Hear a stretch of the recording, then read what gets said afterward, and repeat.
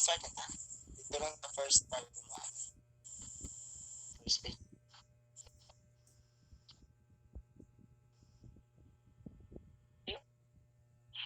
Oh, start.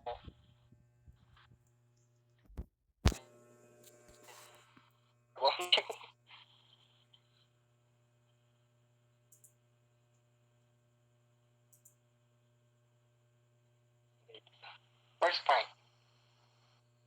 Okay. Ma-start ako. Okay. Okay.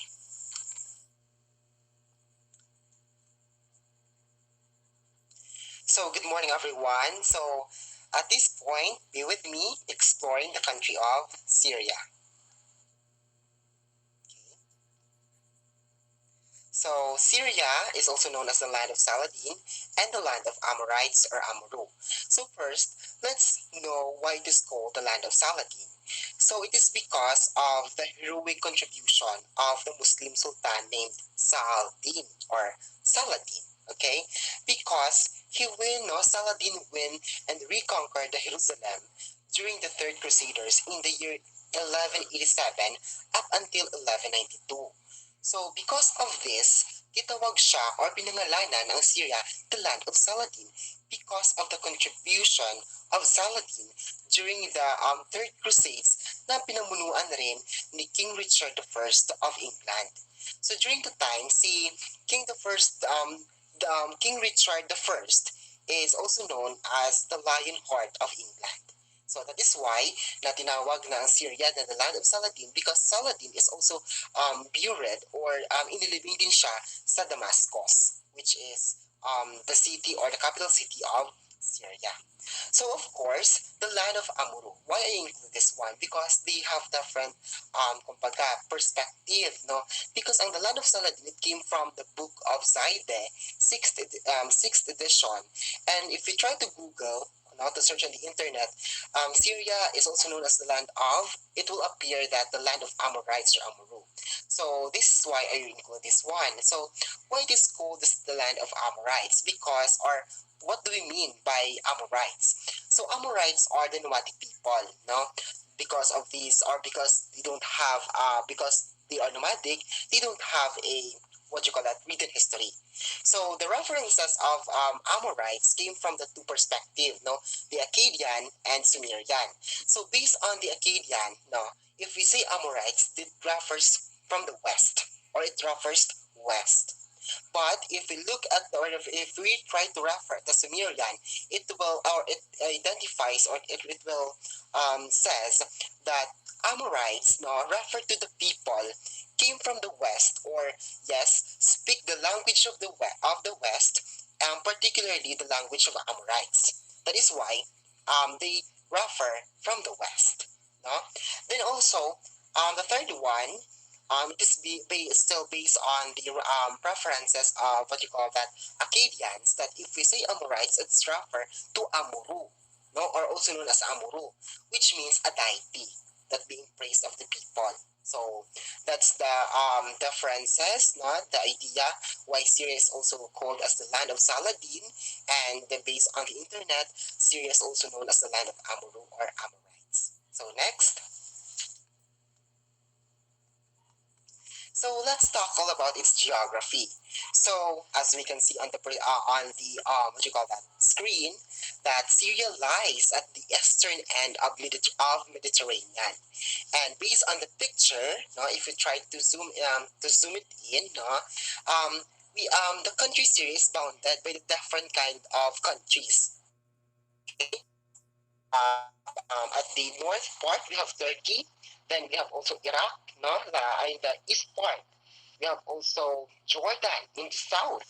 We have what we call Israel in the southwest. And lastly, we have Lebanon to the west. Okay, so 185,000 kilometers is the area of Syria. Okay, then Damascus, like I said earlier, is a capital city, no? And it is and And in the northern part, they have coastal plains, farming region, export oils, textiles, tobacco, no vegetables and cotton. So in terms of its landscape and compromises no, a diverse terrain. Okay, like we have here like Syrian no? And also Syrian deserts. The example is the Syrian desert itself. Then further fertile plains, not like example the Gab plain, and also the Orontes Valley. It is very important also to consider, not be forgotten, the Euphrates River, because as we look back, and remember, as we discussed in geography, the what you call it, the Euphrates River, it is very important in the eastern part of the country um, because of its agricultural contribution. No, it is their water supply. So Euphrates really act, a pivotal kumbaga, role in delivering a water source in Syria. So next. So as earlier as we discussed, in terms of its physical geography. So now let's tackle about its what you call that human geography. So based still on the book of Zaide, sixth edition, Asian Nation, most of the 16 million are Arabs. Then their official language is Arabic. And based on the book, Islam is its 90%. I'm considered it's 90% ang religion, and Christianity is only 10%. But if you try to Google and search on the internet, there are new kumbaga, let's say, elites nga mga religions nga nagbutuwa, nga dumating, no? Pero hindi ko na siya inilagay diyan kasi hindi naman siya ganoon ka, kumbaga, um, importante, no? Kumbaga, let's just focus on what's the let's say overall, no, common religion in the Syria, and that's really identify that Islam is 90% and Christianity 10%. Next. So now let's delve into its pre-colonial. So Syria have a really boost, no, rich history and dating back to its ancient civilization. So like Phoenicians, no? So as we can see in the presentation, we have Phoenicians. So the earliest known inhabitants of the area were first Phoenicians, who established city-states along the coast and played a significant role in maritime trade and commerce in the Mediterranean region. So, na kilala yung mga Phoenicians na ito, no, kung pag-uusapan ay paglalayag, no, at kaalamang ang pandagat. Okay? So these are tribe, no, that lived in Levant. Levant is also part of a Syria. Okay?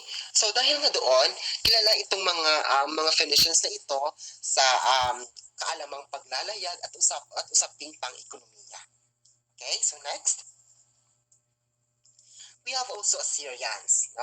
So these Assyrians ito yung mga sinaunang grupo ng mga tao na naging kilala rin sa kanilang malakas na imperyong or okay? Pa rin ang as na kapag ko ang batas pagwan ng sa kamalayang pag-ambag, no, patungkol sa kaalaman, sining, agrikultura, no, at saka agham. No? So, yun yung mga kontribusyon ng Assyrians during the time. That is why Assyrians rose to a prominence in a region, establishing a powerful empire, no, centered around the city. So,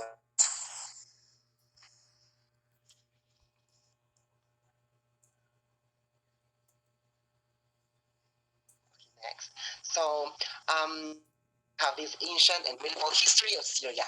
Before we delve papunta dito sa ancient medieval history of Asia, of Syria rather, addition sa mga ancient civilization in Syria are the Arameans, Hebrews, Canaanites, and Palestine. Okay, so now before we delve deeper into its colonial Syria's colonial era, we need to understand also and emphasize this ancient and medieval history of Syria. Okay? So, first, it's stated in 1479 BCE, Syria was conquered by the Egyptian Empire. Dahil dito, nagdulot ng pagbabago. Okay? Nagkaroon ng pagbabago sa kapangyarihan at pamamahala ng rehiyon. Dahil din dito, ito yung nabigay ng, kumbaga, nag-udyok, no, upang maging sentro ang Syria sa pangangalakal at digmaan. Okay?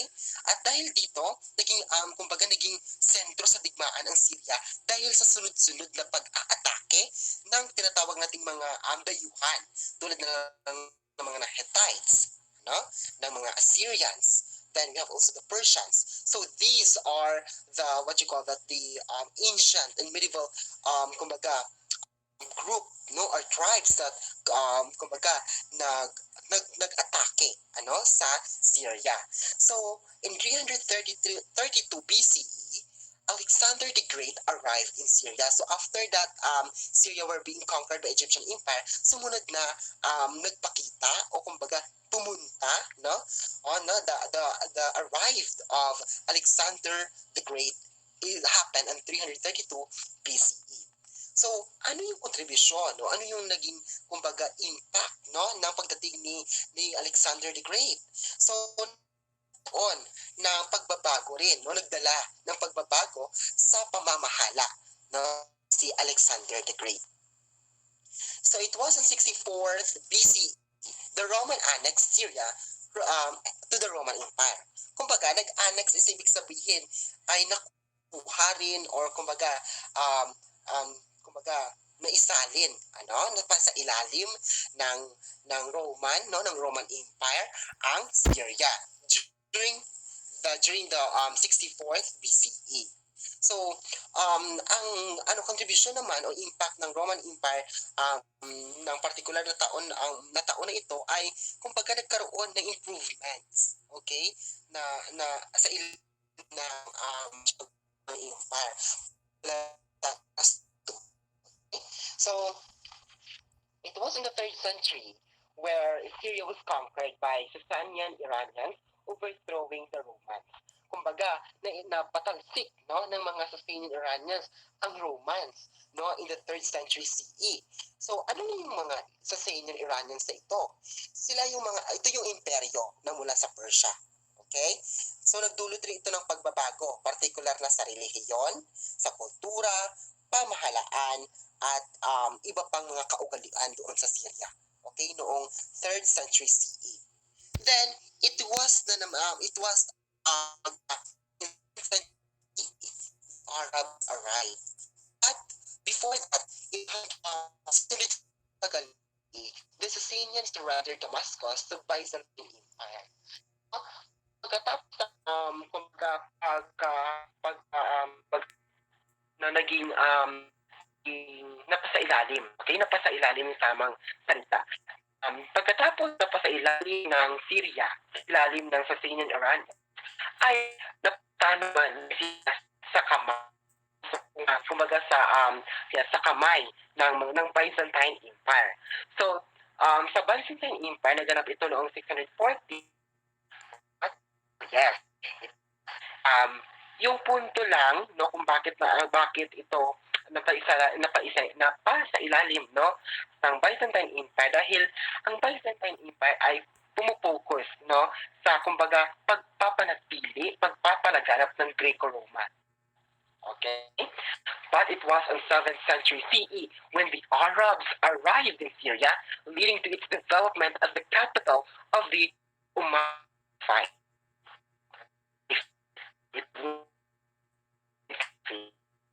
Syria is the peak of power under the Umayyad Caliphate in the 633 to 780 BC.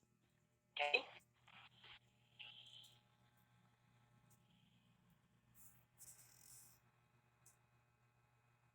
Okay, so we already done tackling what happened in the ancient medieval North Syria. Now, let's go to the part.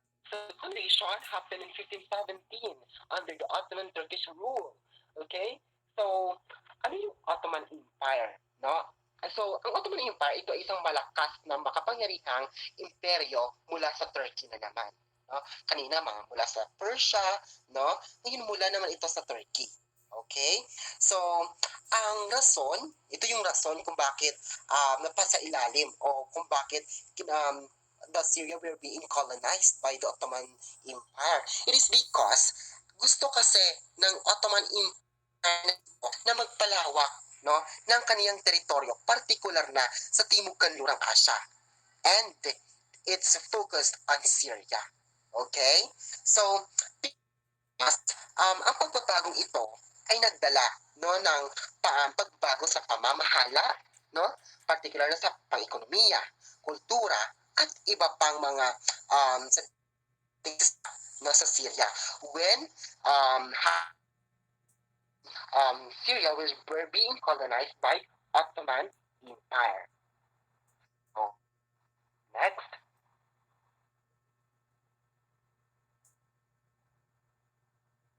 Okay.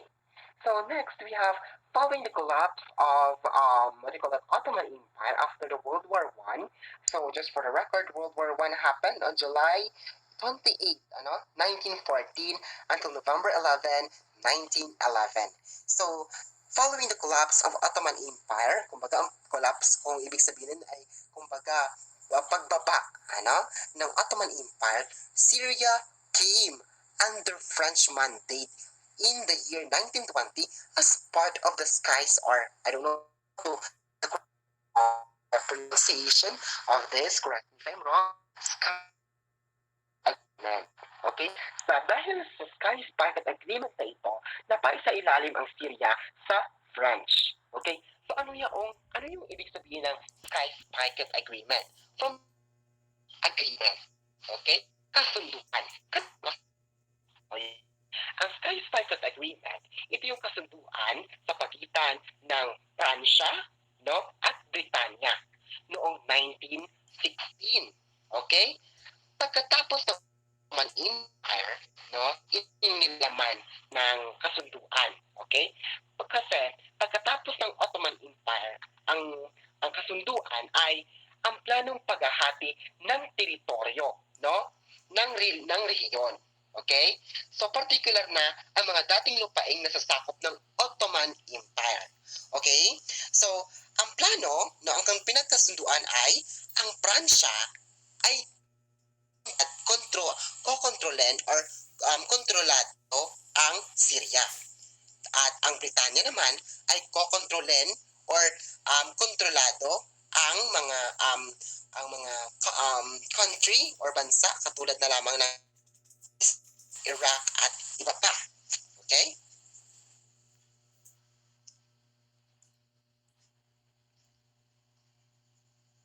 Okay. Wait lang kita ha. Wait sa.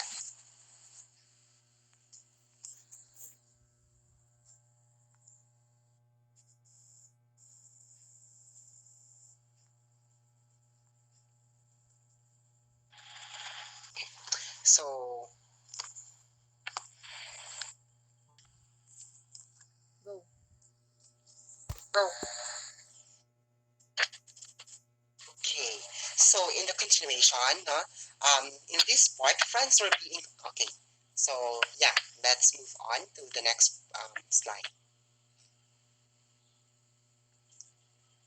So, France occupied Syria as part of their mandate from 1920 until Syria declared independence in 1946. Okay? The primary reason for France's occupation of Syria was to gain control over or yes, control over the strategic areas and maintain their influence in the Middle East region. So yun yung rason. That is the reason behind why Syria colonized, no, the um, were being colonized by France. So yeah, next. So it was on the year um, 1946, no, when the Syria declared their independence. So to be precise, it was on April 17, 1946. Next. So, what are the struggles of Syria in reaching this independence? So, just like Philippines, we have this to gain our independence. We have this what we call that people protests, strikes, uprisings, leading to the eventual withdrawal of French forces and establishment of an independence. No? Kumbaga, nagkaroon po ng kumbaga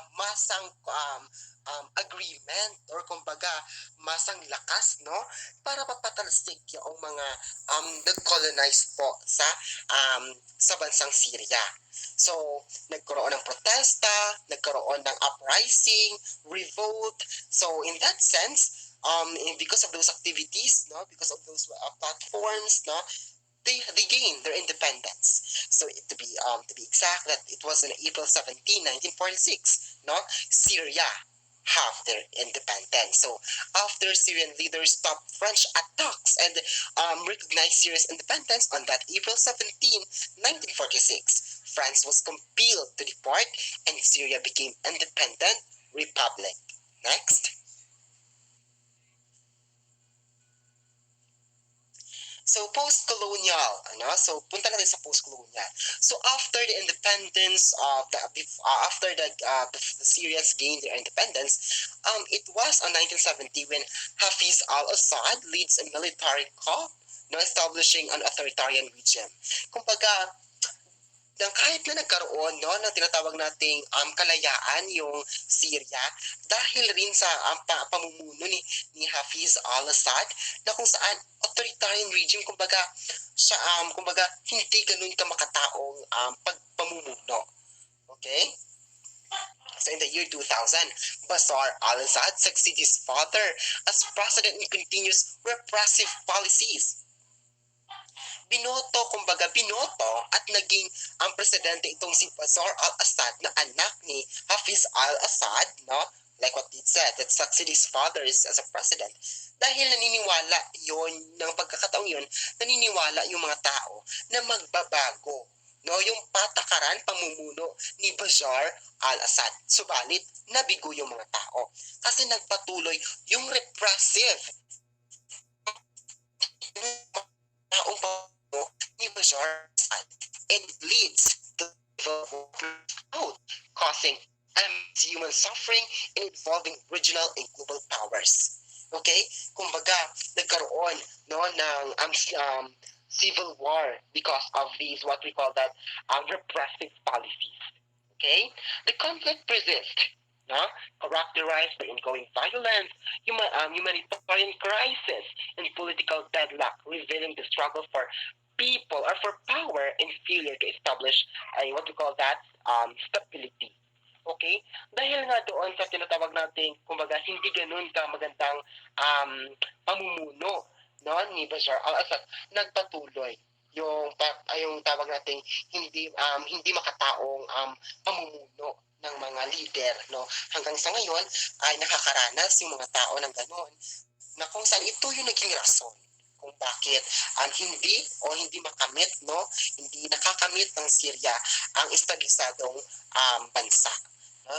At nagkakaroon pa rin ng humanitarian crisis no nagkakaroon pa rin ng struggle yung people parang katulad rin dito sa Pilipinas ano na kung saan ang masasabi lang natin is that though compared dito kasi sa Syrian is a very visual yung humanitarian crisis no mga violence no dito sa Pilipinas hindi natin ganun ka nakikita pero nagkakaroon tayo ng ganoong kumbaga sistema dito sa Pilipinas. Okay? So next.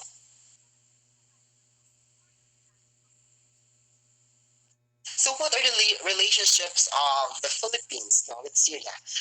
The relationship between Syria and the Philippines is primarily based on the diplomatic ties and interaction through international forums as such as the United Nations. So yung Syria at saka yung Philippines ay katulad na ay parehong parte na bahagi ng United Nations.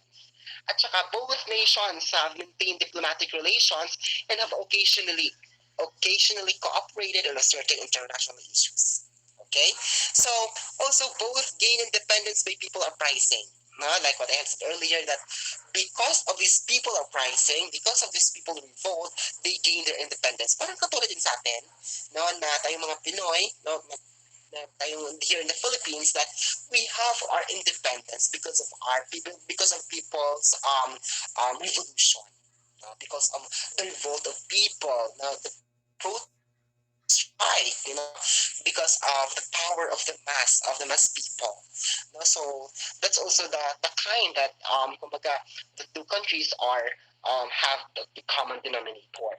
So relationship between Syria and the Philippines may not be that extensive as ties, with other nations, but they have maintained a cordial diplomatic relationship and have collaborated on a certain international platforms. So next, so these are the references wherein I get the information that being discussed earlier. So though Syria is a country where have a very vast history, no, since we have that what we call that limited time to discuss, no, you just need to point out, no, to pinpoint is what we call that a um, kumbaga, very important